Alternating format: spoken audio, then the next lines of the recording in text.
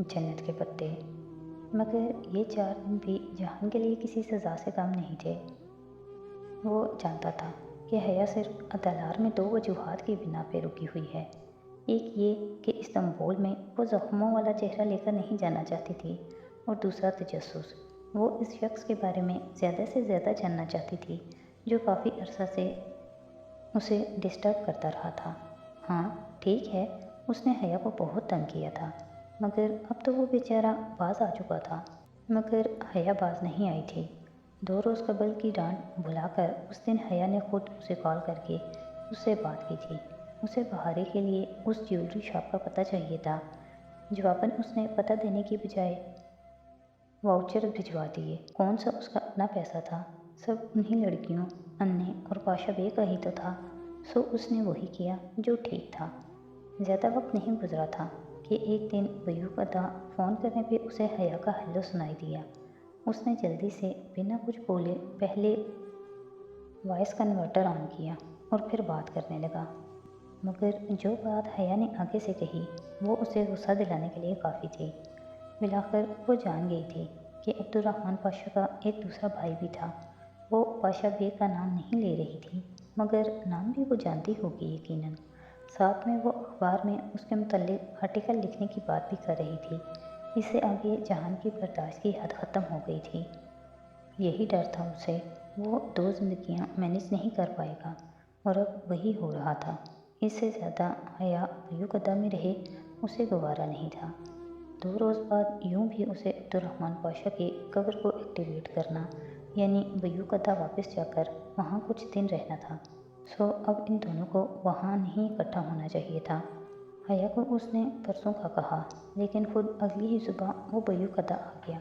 आते वक्त उसने हया को मैसेज कर दिया था। उसका इरादा आज एक मुकामी दोस्त से मिलने का था। आरवी, वो मकाम जहाँ 2 जासूस मिलते हैं, उसकी अपनी तय करता थी, और वो ईसा की पहाड़ी थी। वहाँ उसे अपने साथी को चंद चीज़ें पहुँचानी थी। इसके बाद वो दोपहर में हया से मिलेगा और इसे वापस चलने पे राज़ी करेगा। वैसे भी सलमान मामू ने 2 दिन बाद इस्तांबुल आना था। अच्छा बहाना था। अब वो वापस आ जाएगी और वो आराम से बयूक अदा में काम कर सकेगा। वैसे भी हालात जैसे जा रहे थे, यूँ लगता था तुर्की में उसका क़याम जल्द ख़त्म होने वाला है। ऐसे में उसे अपनी फ़िक्र नहीं थी, मम्मी, अब्बा और हया की फ़िक्र थी। वो तीनों उसकी फैमिली थे। मम्मी को इन 3 सालों में वो इस्तांबुल छोड़ने पर राज़ी नहीं कर सका था। पाकिस्तान वो जा नहीं सकते थे। उसने बहुत कोशिश की कि वो अब्बा को लेकर जर्मनी चली जाए, मगर पहले वो नहीं मानती थी। अलबत्ता अब उसके यहाँ काम करने के बाद किसी भी तरह से ये ख़तरे वाली बात थी कि उसके माँ बाप यहाँ हैं। बिलाखिर मम्मी राज़ी हो गई थी कि वो अब्बा के साथ जर्मनी चली जाएंगी, मगर जब तक जहान इधर है वो यहीं रहेंगी। वो 15 जून तक यहीं था। 15 जून को एक अहम कंसाइनमेंट के लिए उसे अनकरा जाना था, और काम कुछ इस किस्म का लीक आउट था कि पहला शक उसी पे आएगा। इसीलिए उसे कुछ अरसे के लिए रूपोश हो जाना था। यहाँ उसने इतने दुश्मन बना लिए थे कि उसके रूपोश हो जाने के बाद कहीं कोई उसकी फैमिली को नुकसान न पहुँचाए।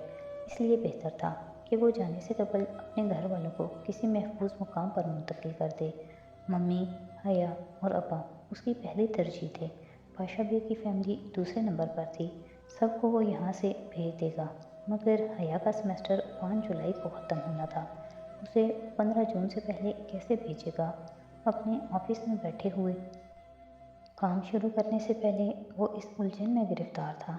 मसाइल का हल वो अमूमन निकाल ही लिया करता था, लेकिन यहाँ वो कदरे मसले में था।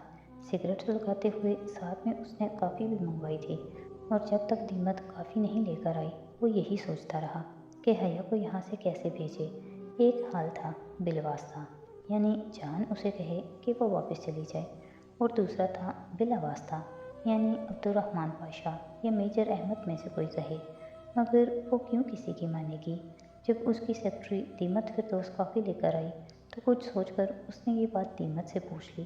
किसी गैर मुल्की को तुर्की से वापस भेजना हो तो क्या किया जाए? दीमत एक ईमानदार और मुस्तैद सी वर्कर थी। वो उसको अपने बॉस की हैसियत से पसंद करती थी, मगर कभी कभी वो बातों के दौरान पाशा बे का जिक्र कर दिया करती थी। آپ کے چھوٹے بھائی بھی بہت اچھے تھے۔ یہ فقرہ وہ اکثر دیمت سے سنا کرتا تھا۔ طیب حبیب شناختی کارڈ کے اعتبار سے اس سے 2 سال چھوٹا، دیکھنے میں کئی سال بڑا اور در حقیقت ہم عمر ہی تھا۔ دیمت کو پاشا بے کی طبیعت کی بے تکلفی پسند تھی، کیونکہ نہ وہ خود چاہے عبد الرحمن ہو یا جہان ہو، اس کی طبیعت اور مزاج ایک جیسے ہی رہتے تھے۔ وہ عبد الرحمن پاشا کے روپ میں بھی اتنا ہی سنجیدہ مزاج، خاموش طبع تھا اور قدرے تلخ تھا جتنا وہ فطری طور پہ تھا۔ دیمت اس کو پسند کرتی تھی، مگر چونکہ پاشا بے کے برعکس جہان نے ہوٹل گرینڈ کو غیر قانونی سرگرمیوں کے لیے استعمال کرنا شروع کر دیا تھا، اس لیے دیمت اس قسم کے لوگوں کی ہوٹل آمد سے ذرا الجھی رہتی تھی۔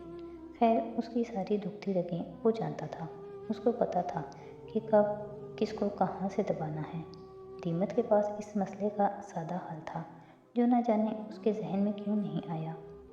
وہ کہہ رہی تھی کہ اس لڑکی جسے ترکی سے بھیجنا ہے کہ واحد کشش اگر اس کا شوہر ہے تو اسے شوہر سے بدگمان کر دیا جائے۔ اس کا شوہر کسی سے بھی اپنے کسی مشتبہ عمل کا ذکر کر سکتا تھا، اور اس لڑکی کو سیٹ اپ کر کے وہ گفتگو ظاہر اتفاقیہ طور پر یہ سنوائی جائے تو وہ فوراً اپنے شوہر سے دور ہو جانے کی کوشش کرے گی۔ دیمت شاید یہ ساری بات کسی اور نقطہ نظر سے کر رہی تھی، مگر اس کا ذہن ایک ہی بات پر اٹک کر رہ گیا تھا، معصوم سا اتفاق، درست ٹائمنگ۔ ہاں، وہ حیا کو جانتا تھا۔ وہ ایک دم رد عمل دینے والی، ایک دم سے بڑے فیصلے لے لینے والی لڑکی تھی۔ جس چیز سے وہ بچتا رہا تھا کہ کہیں پکڑا نہ جائے، اگر وہ چیز ہو بھی جائے اور وہ از خود جان جائے کہ جہان ہی عبد الرحمن ہے، تو وہ وقتی طور پر بے شک اس کا اعتبار کھو دے گا، لیکن بعد میں جب وہ ساری حقیقت جان لے گی تو وہ بدگمانی دور ہو جائے گی۔ 15 جون سے چند دن قبل ہی اس کے امتحان ختم ہونے تھے۔ اگر وہ یہ سب اس کے امتحان ختم ہونے کے فوراً بعد پلان کرے تو وہ اپنا آخری مہینہ کسی دوسرے ملک گزارنا پسند کرے گی، نہ کہ ترکی میں ایک 2 چہروں والے کے ساتھ۔ وہ فوراً اس سے دور جانے کا سوچے گی۔ وہ ہمیشہ یہی کرتی تھی۔ جب وہ ایک دفعہ استقلال اسٹریٹ میں ریسٹورانٹ میں ڈنر کے لیے گئے تھے، وہ ڈنر جو جنجر بریڈ توڑنے کی معذرت کے طور پہ تھا، تب بھی وہ غصے میں فوراً اس کے پاس سے چلی گئی تھی۔ وہ غصے میں ہمیشہ یہی کرتی تھی، وہ اب بھی یہی کرے گی، بھلے وہ برا بن جائے، مگر اسے اپنی بیوی کا تحفظ اپنی ذات سے زیادہ عزیز تھا۔ وہ ترکی میں اسے اکیلا چھوڑ کر کبھی نہیں جا سکتا تھا۔ جانے سے قبل اسے یہ مسئلہ نپٹانا تھا۔ دیمت کو اپنے انداز میں متنبع کر کے وہ کچھ دیر سوچتا رہا کہ سیٹ اپ کس کے ساتھ ترتیب دینا چاہیے۔ وہ کون ہوگا جس کو اس کے ساتھ دیکھ کر وہ اس سے دور جانے کا سوچے گی؟ طیب حبیب پاشا۔ وہ بہت متجسس تھی نا عبد الرحمن پاشا کے گمشدہ بھائی کے بارے میں، تو چلو اس طرح وہ اس کا تجسس دور کر دے گا۔ پاشا بے سے اسے ملنا ہی تھا، باقیوں کی طرح وہ اس کے لیے بھی انڈیا میں تھا، اور چونکہ پاشا بے اس سے ناراض بھی بہت تھا، اس لیے پہلے جہان کو اپنے اور اس کے تعلقات درست کرنے تھے۔ وہ اس سے بہت خفا ہی سہی، مگر وہ اس کو نہ نہیں کر سکتا تھا۔ لالچی انسان کبھی اپنے عبد الرحمن جیسے بھائی کو نہ نہیں کیا کرتے۔ طیب حبیب پاشا کے لیے استنبول میں 2 ہی جگہ محفوظ تھیں جہاں وہ عبد الرحمن سے مل سکتا تھا، ایک برگر کنگ اور دوسرا ہوٹل گرینڈ۔ وہ جانتا تھا کہ طیب حبیب استنبول میں ہی ہے، اور چونکہ وہ خود بیوقدہ آ چکا ہے، اس لیے اس نے نہایت مناسب انداز سے اسے پیغام لکھا۔ حیا کہ طیب ہوٹل گرینڈ آئے گا یا وہ خود برگر کنگ آ جائے، اسے معلوم تھا کہ طیب حبیب انکار نہیں کرے گا، اور اس نے انکار نہیں کیا۔ اسے عبد الرحمن کی ضرورت تھی۔ اس نے برگر کنگ پہ کچھ دن بعد ملنے کی حامی بھر لی۔ اس کا کہنا تھا کہ وہ بھی استنبول سے باہر ہے، واپس آتے ہی اس سے ملے گا۔ اب نہ معلوم یہ سچ تھا یا نہیں، بہرحال اسے اب طیب حبیب کا انتظار کرنا تھا۔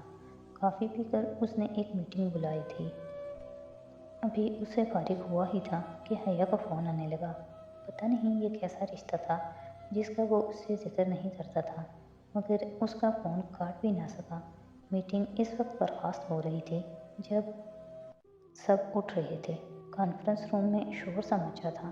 جب اس نے حیا کی کال وصول کی، حیا کو اس نے سچ ہی بتایا کہ وہ دوست سے ملنے آیا تھا۔ عجلت میں بات ختم کرتے ہوئے اس نے فون کان سے ہٹایا اور بورڈ ممبران سے اختتامی الفاظ بآواز بلند کہتے ہوئے کھڑا ہو گیا۔ اپنی چیزیں اٹھاتے ہوئے اسے احساس ہوا کہ فون ابھی تک آن تھا۔ اس نے جلدی سے کال کاٹی۔ وہ ترک میں بات کر رہا تھا۔ حیا نے کچھ نہیں سنا ہوگا یقیناً، سو اسے پریشانی نہیں ہوئی۔ واپس اپنے آفس آ کر بیٹھتے اسے زیادہ دیر نہیں ہوئی تھی جب اس کے موبائل میں ٹریسر الرٹ بجنے لگا۔ وہ چونک سا گیا۔ اس کا ٹریسر اسی علاقے کے قریب تھا۔ کیا حیا آس پاس تھی؟ وہ کیوں ادھر آ رہی تھی؟ ابھی دوست سے ملاقات میں کافی وقت تھا اور ہوٹل کا کام وہ بعد میں دیکھ لے گا۔ پہلے اسے اپنی بیوی کو ہینڈل کرنا تھا۔ لباس بدل کر جینس والا رف حلیہ بنا کر سر پر پی کیپ لیے وہ اپنے آفس کی پرائیویٹ لفٹ سے نیچے آیا اور آخری فلور سے پیچھے کی طرف سے باہر نکل آیا۔ قریب سے اس نے بگی لی اور اسے پھولوں کی مارکیٹ کا چکر لگانے کو کہا۔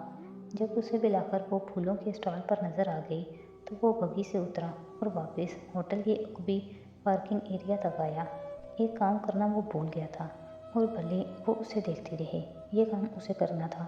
اس نے اپنے گارڈ کو اپنے والیٹ میں لگی حیا کی تصویر دکھائی۔ یہ لڑکی کبھی تمہیں اپنے آس پاس نظر آئی ہے؟ نہیں سر، گارڈ نے نفی میں سر ہلایا۔ ٹھیک ہے، اگر یہ کبھی ہوٹل میں داخل ہونے کے لیے اس طرف آئے تو اس کو اندر مت جانے دینا اور فوراً مجھے اطلاع کرنا۔ تمام۔ گارڈ نے فوراً دعویداری سے سر ہلایا۔ جہان نے والیٹ واپس اپنی جیب میں ڈالا اور پلٹ آیا۔ ابھی اسے اپنی بیوی کو رنگے ہاتھوں پکڑنا تھا جو اس کی جاسوسی کر رہی تھی، پھر اسے اچھا خاصا شرمندہ کر کے تاکہ وہ دوبارہ اس کا تعاقب کرنے کی کوشش نہ کرے۔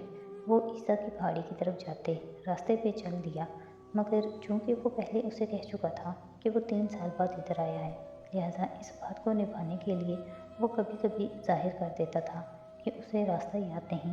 توقع کے عین مطابق وہ اس کی طرف سے مطمئن تھی۔